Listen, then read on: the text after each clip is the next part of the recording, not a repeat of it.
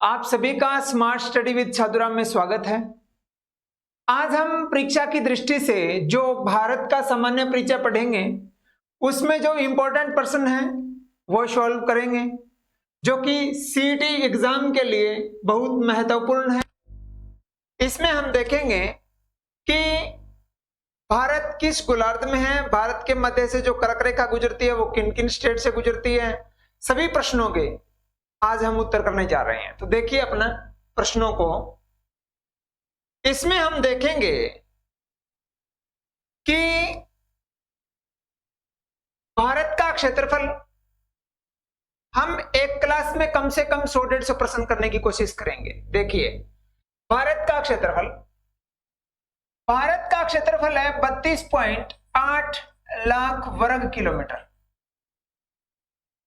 क्षेत्रफल पूछ रखा है इसलिए स्क्वायर आएगा, ठीक है। उसके बाद में प्रश्न आपके आए कि भारत का क्षेत्रफल बताओ, तो आप बता देना भाई भारत का क्षेत्रफल है वो 32.8 लाख वर्ग किलोमीटर है। उसके बाद में आपसे पूछेंगे कि भारत का क्षेत्रफल है वो विश्व के क्षेत्रफल का कितना परसेंट है, विश्व के क्षेत्रफल का कितना प्रतिशत है। तो आपका उत्तर आएगा 2.42%। यदि आपसे पूछे भारत का क्षेत्रफल में स्थान कौन सा है, तो देखिए यदि आपसे पूछे भारत का क्षेत्रफल में स्थान बताएं तो आपका उत्तर आएगा 7वां। तो आपसे पूछे पहला कौन है, तो आपका उत्तर आएगा रूस। कौन आएगा? रूस। इतना तो आपके समझ में आया होगा, आसान सा ये है। तो इसी तरीके से जनसंख्या की दृष्टि से देखते हैं। जनसंख्या की दृष्टि से भारत का कौन सा स्थान है, हम स्टार्ट के 3 देशों के बारे में पढ़ेंगे। भारत जनसंख्या की दृष्टि से पहले नंबर पर है, चीन दूसरे नंबर पर है, और संयुक्त राज्य अमेरिका तीसरे नंबर पर है। जनसंख्या की दृष्टि से स्थान पूछे 1 नंबर, 2 नंबर और 3 नंबर। भारत पहले नंबर है, पहले चीन था, चीन को भारत क्रॉस कर चुका है, ठीक है। उसके बाद में देखिए आपके प्रश्न आएगा भूमध्य रेखा और कर्क रेखा के बारे में। आसान है, क्या आएगा वो देखिए। यदि आपसे पूछे कि भारत के मध्य से कौन सी रेखा गुजरती है, तो आपका उत्तर आएगा कर्क रेखा।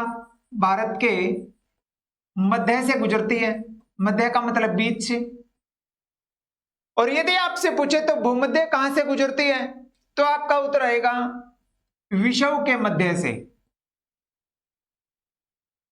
समझ रहे हो मेरी लाइन? भू का मतलब भूमि के मध्य से, जितनी भूमि है उसके बीच से। कर्क रेखा भारत के 8 राज्यों से होकर गुजरती है।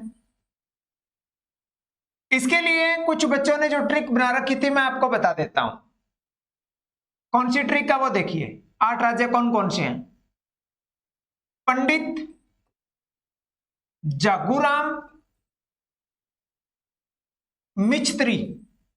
आप चाहे मिस्त्री पढ़ लो चाहे मिस्त्री पढ़ लो, ये 8 राज्य है जहां से कर्क रेखा गुजरती है।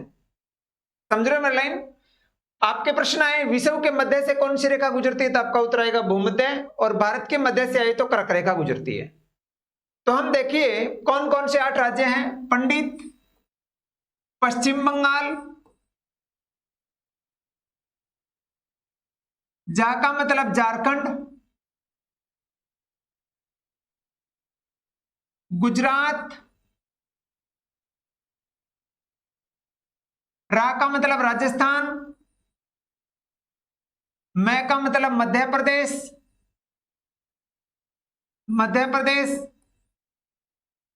मी का मतलब मिजोरम, छ का मतलब छत्तीसगढ़, और त्रि का मतलब त्रिपुरा। क्या मेरी बात समझ रहे हो? नीचे दिए गए ऑप्शनों में कहां से कर्क रेखा गुजरती है तो बता देना, नहीं गुजरती है तो बता देना।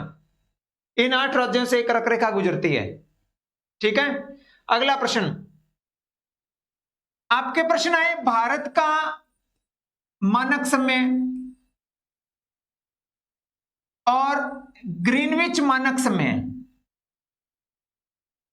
और ग्रीनविच मानक समय के बीच अंतर बताएं।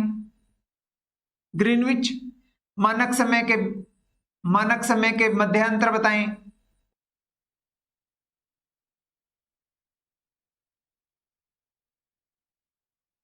तो आपका उत्तर आएगा 5.5 घंटा प्लस। भारतीय मानक समय और ग्रीनविच मानक समय के बीच में 5.5 घंटे का अंतर है। यदि आपसे पूछ लें भारतीय मानक समय कहां से लिया गया है, तो आपका उत्तर आएगा नैनी। नैनी ऑप्शन ना आए तो इलाहाबाद आएगा, और इलाहाबाद ऑप्शन ना आए तो यूपी आएगा। नैनी, इलाहाबाद, यूपी। ठीक है, यहां है। यदि आपसे पूछ ले कि कितना डिग्री से लिया गया है, तो आपका उत्तर आएगा 82.5 डिग्री। और 82.5 डिग्री पूर्व आए पश्चिम आए तो वहां कर देना आप पूर्व, क्योंकि ये प्लस में तभी आता है जहां पर ये पूर्व होता है। फिर आएगा कि भारत का पूर्वी बिंदु और भारत के पश्चिमी बिंदु के मध्य कितने समय का अंतर है। मेरा कहने का मतलब पूर्वी बिंदु अरुणाचल प्रदेश, पश्चिमी बिंदु गुजरात, उसके मध्य कितने समय का अंतर है, तो आपका उत्तर आएगा 2 घंटे का अंतर है। कितने घंटे का अंतर है? 2 घंटे का अंतर है। और डिग्री का अंतर पूछे तो आपका उत्तर आएगा 29 डिग्री का अंतर है। ठीक है, अगला प्रश्न अपना। अगला प्रश्न है, थोड़ा सा ध्यान से देखना, सीईटी के अंदर आपको पजल करने के लिए प्रश्न देंगे। हो सकता है प्रश्न पत्र आसान आ जाए, पर भीड़ को अलग करने के लिए आपके पास सबसे ज्यादा नॉलेज होना चाहिए। आप जब वहां से पेपर देने के बाद बाहर निकलो तो हंसते हुए निकलना।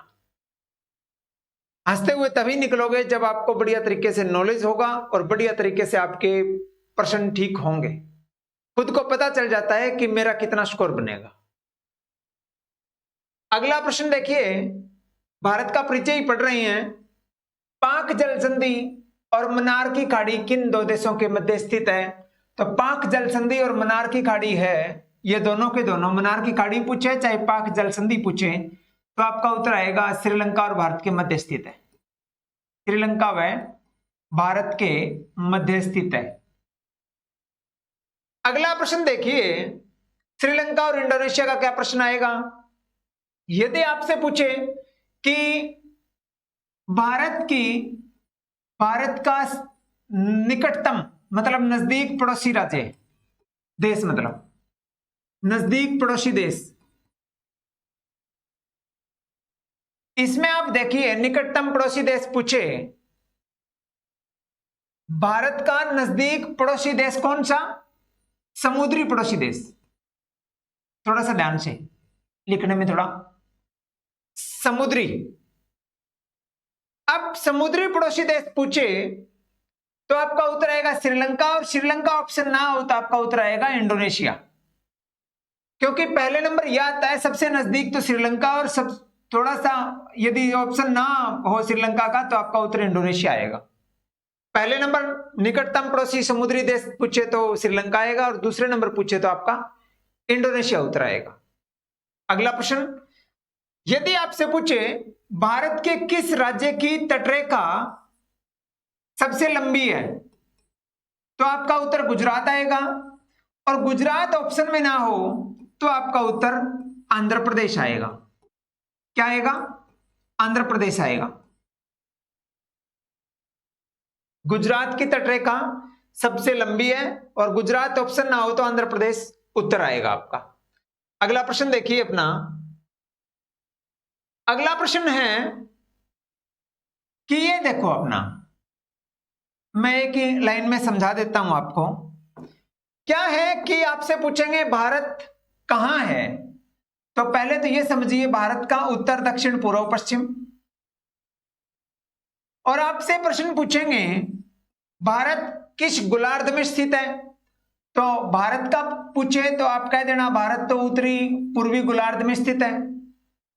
और यदि आपसे पूछ ले कि हरियाणा किस गोलार्ध में स्थित है, तो आपका उत्तर आएगा उत्तरी पश्चिमी। मेरा कहने का मतलब भारत पढ़ेंगे विश्व के गोलार्ध में और विश्व हरियाणा पढ़ेंगे भारत के गोलार्ध में, भारत के मतलब मानचित्र में, ग्लोब में। तो हम देखिए उत्तर, दक्षिण, पूर्व, पश्चिम करने जा रहे हैं, तो आपका उत्तर आएगा भारत का उत्तरी बिंदु इंदिरा कौल है, इंदिरा कौल, ठीक है। और भारत का दक्षिणी बिंदु आपसे पूछे तो आपका उत्तर आएगा इंदिरा पॉइंट, इंदिरा पॉइंट। और आपसे पूछे पूर्वी बिंदु कहां है, कौन सा है, तो आपका उत्तर आएगा वालांगू। और आपसे पूछे पश्चिमी बिंदु कौन सा है, तो आपका उत्तर आएगा सरक्रिक। फिर आपसे क्या पूछेंगे वो देखिए, समझने वाली बात है, ध्यान से देखिए अपना। फिर आपसे पूछेंगे कि इंदिरा कौल कहां है, तो आपका उत्तर आएगा जम्मू कश्मीर में। आपसे पूछेंगे वालांगू कहां है, तो आपका उत्तर आएगा अरुणाचल प्रदेश में। कहां? अरुणाचल प्रदेश में। इंदिरा पॉइंट कहां है? अंडमान निकोबार में। कहां है? निकोबार। यदि आपसे पूछे 10 डिग्री कहां है, तो अंडमान निकोबार को जो अलग करती है उसको 10 डिग्री चैनल बोलते हैं, 10 डिग्री चैनल। सरक्रिक पूछे तो आपका उत्तर गुजरात आएगा। फिर कुछ लोग ये भी पूछ लेते हैं कि भारत की उत्तर से दक्षिण की लंबाई बताओ, ये, तो आपका उत्तर आएगा 3214 किलोमीटर, 3214 किलोमीटर। ध्यान से देखिए। फिर कोई हो सकता है ज्यादा एक्सपर्ट हो, ये पूछ ले पूर्व से पश्चिम की चौड़ाई बताओ, तो आपका उत्तर आएगा 2933 किलोमीटर। अब उससे भी कोई तेज दिमाग का वो ये पूछ ले कि इंदिरा कौल कितना डिग्री पर है, तो आपका उत्तर आएगा 8 डिग्री 4 मिनट उत्तरी अक्षांश।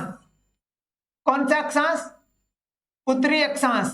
समझिए भारत उत्तरी पूर्वी गोलार्ध में है, ये उत्तर आएगा तो ये भी उत्तर आएगा। 8 डिग्री 4 से 37 डिग्री 6 उत्तरी अक्षांश, 37 डिग्री 6 उत्तरी अक्षांश। यदि आपसे पूछ ले भारत का पूर्वी बिंदु बताओ, तो आपका उत्तर आएगा, अब ये पूर्व है ये पश्चिम है, ठीक है, ये पूर्व है ये पश्चिम है, तो यहां आएगा 97 डिग्री 25 पूर्व,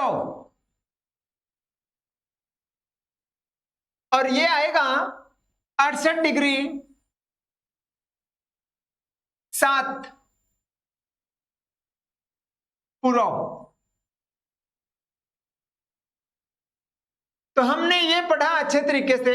आपसे फिर पूछेंगे इस डिग्री और इनके बीच में अंतर बताओ, कितना का अंतर है, तो आप देखिए 8 में 37 में से 8 घटाएंगे तो आपका उत्तर आएगा, इनके बीच में 29 डिग्री का अंतर है, और 1 डिग्री के पीछे 4 मिनट का अंतर आता है, तो 29 डिग्री के बीच में क्या है अंतर आएगा, 29 गुणा 4 116 मिनट।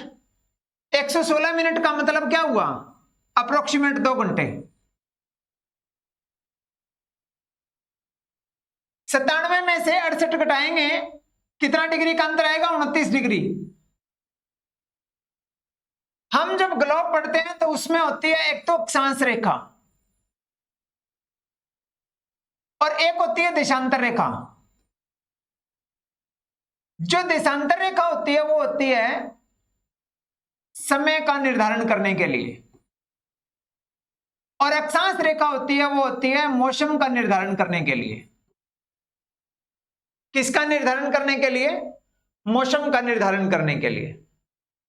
क्या मेरी बात यहां तक समझ में आई होगी आपके? अक्षांश रेखा और देशांतर रेखा। तो आज हमने ये देखा कि किस तरीके से उत्तर, दक्षिण, पूर्व, पश्चिम को हमने पढ़ा है। अगला पेज देखिए अपना।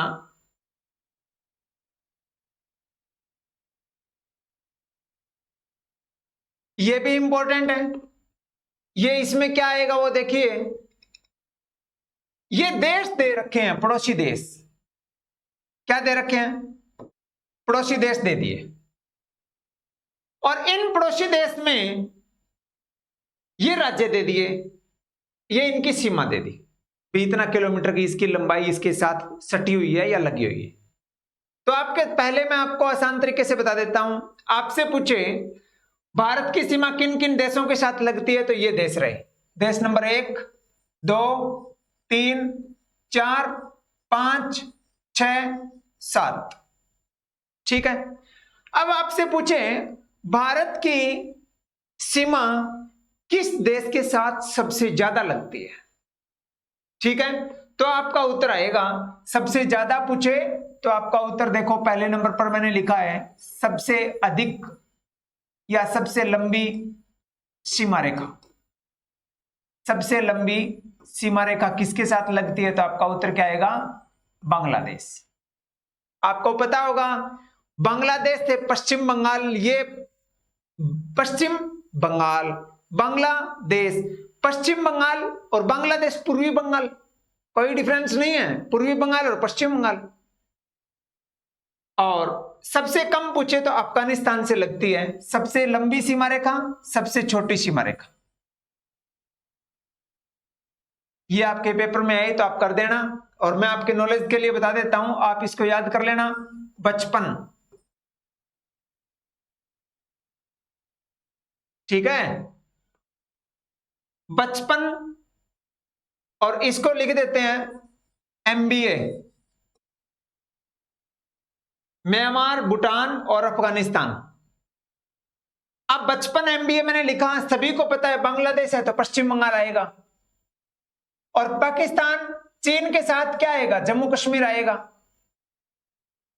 और पाकिस्तान सब जानते हैं, राजस्थान आएगा। नेपाल, बिहार, म्यांमार, मिजोरम, भूटान, असम और अफगानिस्तान, जम्मू कश्मीर। तो आपसे प्रश्न पूछेंगे, मैं आपको रिपीट कर रहा हूं, आपसे पूछे किस देश की सीमा रेखा सबसे लंबी भारत के साथ लगती है, तो आपका उत्तर बांग्लादेश आएगा। समुद्री की बात आए तो श्रीलंका उत्तर आएगा। तटरेखा की बात आए तो गुजरात उत्तर आएगा। गुजरात ऑप्शन में ना हो तो आंध्र प्रदेश आएगा। और यदि आपसे समुद्री की बात करें और श्रीलंका ऑप्शन में ना हो तो इंडोनेशिया उत्तर आएगा। और यदि यहां बांग्लादेश ऑप्शन में ना हो तो ऑप्शन में आपके चीन आएगा। मेरा कहने का मतलब पहला ऑप्शन में ही नहीं है, पहला उत्तर, तो पहले को छोड़ के हम दूसरे के निशान लगा देते हैं। तो आज हमने ये करा भारत के स्थिति के बारे में कि कौन सी कर्क रेखा है, किस किस के बीच में गुजरती है। हमने पेपर की दृष्टि से प्रमुख क्वेश्चनों का चूज किया, और हमने यहां पर लिखा कि इस तरीके से कि आसान तरीके से हम किस तरीके से आपके सामने प्रस्तुत कर सकते हैं, और हमने पूरी कोशिश की है। तो आज के लिए बस इतना ही। आपका बहुत बहुत धन्यवाद।